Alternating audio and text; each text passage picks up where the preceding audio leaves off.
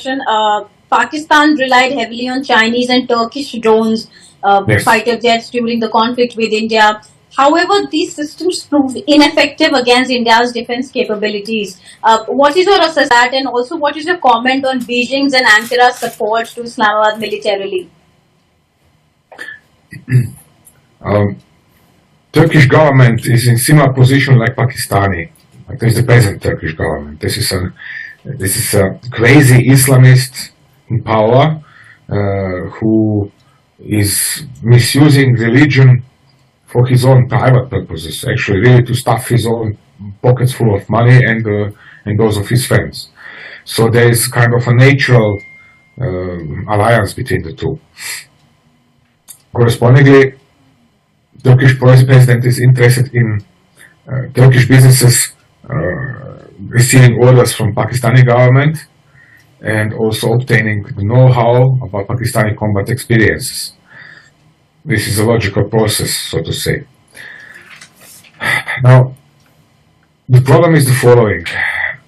On one side, Pakistan is bankrupt, actually, since decades already. It's always kept alive by some sponsor from abroad. Earlier times, Saudi Arabia, then China, then Qatar, and now lately. So Pakistan actually on its own cannot afford really much. It is always dependable on what is, for example, Qatar currently ready to finance, what is Qatar ready to pay for, so Pakistan can acquire it. And the Chinese, they have their alliance, strategic alliance with Pakistan, because Pakistan was highly influential in improving the production quality of specific Chinese weaponry over the time. For example, typical example is the Shenyang F-7 fighter jet, which was actually developed and made really capable of mass production thanks to Pakistani input. So the problem is now the following.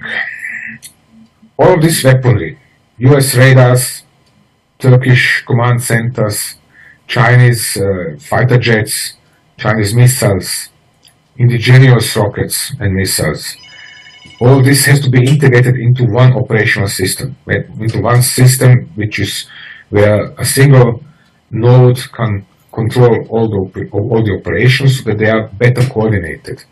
However, it seems there are ever more indications, at least, that precisely this was a weak spot of the Pakistani armed forces. That their US radars were incompatible with the Chinese surface-to-air missiles. The Chinese surface-to-air missiles didn't know what the US radars were detecting. That the Air Force had a problem with coordinating some of the operations and so on and so on. So, great weapons, fantastic weapons, everything fine, great and fine. But the final trouble is, firstly, the integration, and secondly, how well are people operating that equipment trained?